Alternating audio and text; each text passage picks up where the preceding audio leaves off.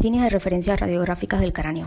Tenemos que a la hora de realizar radiografías del cráneo existen líneas muy importantes que están formadas por la conexión de determinadas marcas faciales con el punto medio del conducto auditivo externo, cuya abertura es conocida como punto auricular. De la línea más superior o craneal a la más inferior o caudal, en una imagen de plano lateral, tenemos que la primera línea es conocida como línea glabelomeatal. No es una línea exacta, va desde la glabela hasta el punto auditivo externo. La glabela es el espacio que se ubica entre los arcos superciliares o el entrecejo. La línea órbito-meatal está localizada entre el canto exterior del ojo y el conducto auditivo externo. Canto exterior, o como se le conoce, la esquinita lateral del ojo. La línea infraórbito-meatal es la que conecta el margen infraorbitario con el conducto auditivo externo. El margen infraorbitario es lo que se le conoce cuenca del ojo, donde se une el hueso cigomático con el maxilar y también se le es conocida como línea base de Ritt. Tenemos como línea número 4 la acantiomeatal y la 5 línea mentomeatal. Estas son formadas por la conexión del acantión y el punto mentoniano respectivamente con el conducto auditivo externo. ¿Cuál es el acantión? Desde una vista anterior tenemos que el acantión es el punto que está justo debajo de las fosas nasales. ¿Y cuál es el punto mentoniano? Es el punto más prominente de lo que se le conoce como quijada. Línea meato-labial es la línea que va desde donde se unen los labios al conducto auditivo externo. Esta línea es importante a la hora de realizar una radiografía de Waters modificada. Tenemos la línea glabelo-alveolar. Esta línea es la que une la glabela con algún punto paralelo al punto mentoniano. Es usada para la proyección tangencial de los huesos nasales. Líneas de referencia del abdomen. Los límites abdominales y los órganos dentro del abdomen no son visibles desde el exterior y como estos órganos de tejido blando no pueden ser palpados directamente, se utilizan algunos puntos de referencia anatómicos óseos. Estos son importantes para posicionar el abdomen o para localizar los órganos dentro de él. Estos son 1. Apófisis sifoides. La punta de la apófisis sifoides puede palparse presionando primero suavemente sobre el abdomen blando por debajo del esternón distal. Este punto aproxima la porción anterior superior del diafragma, que también es el margen superior del abdomen. Sin embargo, este no es un punto primario para posicionar el abdomen debido a variaciones en los tipos corporales. 2. Borde costal inferior. 3. Cresta ilíaca. La porción más superior de la cresta es el utilizado más comúnmente y corresponde aproximadamente al nivel del abdomen medio, que también está a nivel del ombligo en la mayoría de las personas. Si se centra el centro del chasis, valga la redundancia, en este nivel, el área del abdomen inferior generalmente estará incluida sobre el margen inferior del receptor de imagen. 4. Espina ilíaca anterosuperior. 5. Trocánter mayor. 6. Sínfisis del pubis. La porción anterior más superior del pubis puede palparse cuando el paciente está en decúbito dorsal. El nivel de la sínfisis del pubis se identifica palpando el trocánter mayor o en referencia a la cresta ilíaca como ubicado al nivel del centro del chasis o el receptor de imagen. Entonces, esto ubica el margen inferior del receptor de imagen en la sínfisis del pubis. 7. Tuberosidad isquiática. Puede utilizarse para determinar el margen inferior en una radiografía PA de abdomen con el paciente en decúbito ventral. Puede utilizarse para posicionar una proyección PA del colon cuando se incluirá el área rectal en el receptor de imagen. Los planos en los que se dividen son el plano horizontal, el cual atraviesa el abdomen a nivel del ombligo, que en la mayoría de las personas corresponde al espacio intervertebral entre el E4 y el E5 y aproximadamente a nivel de las crestas ilíacas en la mujer.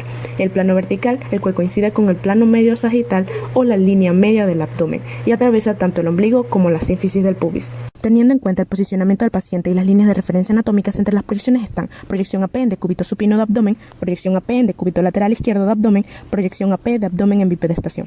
El posicionamiento para las radiografías abdominales en las proyecciones AP o PA requiere una localización rápida pero exacta de estos, en todos los tipos de pacientes que requerirán una palpación más firme. Para garantizar que todo el abdomen superior y el diafragma estén incluidos en el receptor de imagen, es necesario centrado aproximadamente a 5 centímetros por encima del nivel de la cresta ilíaca en la mayoría de los pacientes, lo que en general cortará parte del abdomen inferior. Por lo tanto, esto requerirá un segundo receptor de imagen centrado más abajo para incluir esta región. Líneas de referencia de la pelvis. La radiografía sigue siendo la opción de imagen de nivel de entrada para muchos pacientes que presentan sospechas de patologías de la cadera o la pelvis, o manifestaciones regionales de trastornos sistémicos. Los puntos de referencia básicos guían la evaluación de la integridad esquelética. Dichos puntos son la línea de Hilgen-Reiner. Es una línea horizontal que se traza del punto más distal del hueso ilíaco de un lado al punto más distal osificado del ilíaco contralateral. La línea de Perkins es una línea vertical que es perpendicular a la línea de Hilgen-Reiner, que se traza en el punto más lateral del acetábulo, formando los cuadrantes de Putty. La línea acetabular y ángulo acetabular.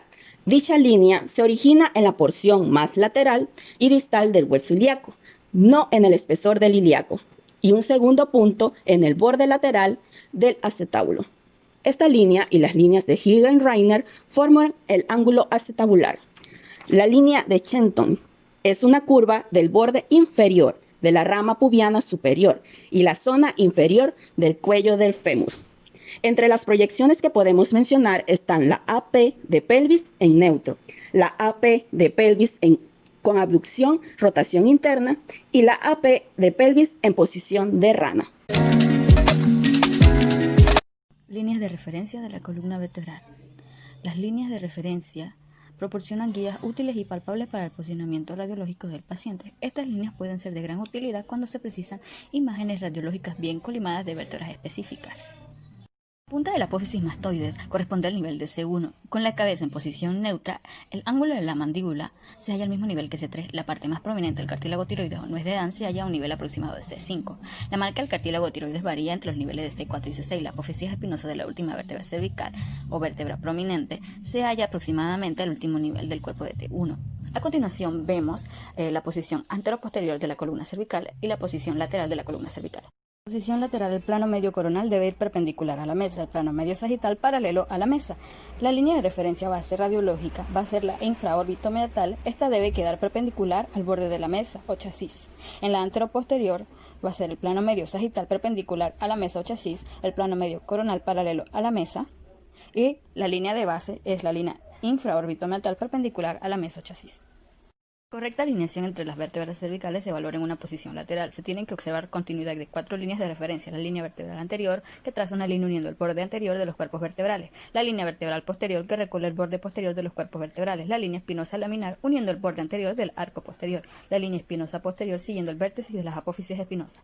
En una posición anteroposterior no deben observarse curvas. Para evaluarlo, la línea que une las apófisis espinosas debe ser recta. En la columna torácica, en la línea media del cuerpo, en la región esternal, encontramos 4 puntos de referencia. El A, escotadura yugular, el B, ángulo esternal, el C, tórax medio, el D, punta del sigmoides. En la escotadura yugular encontramos el nivel de T2 y T3 y T1 se encuentra a 4 centímetros por encima. En el ángulo esternal encontramos la unión de T4 y T5. En el cuerpo esternal encontramos el punto C, que viene siendo el tórax medio, a nivel del punto de T7, marcando el centro de las 12 vértebras torácicas. En la punta del sigmoides encontramos el nivel de T10. En la posición anteroposterior, las líneas de la apófisis espinosas deben estar rectas. El plano medio coronal debe ser paralelo a la mesa, el plano medio sagital perpendicular a la mesa. Los puntos de referencia van a estar desde la escotadura yugular hasta la apófisis sigmoide. En la posición lateral se van a tomar los mismos puntos de referencia, refiriendo el colimador un poco más atrás hacia donde está la posición real de la columna dorsal.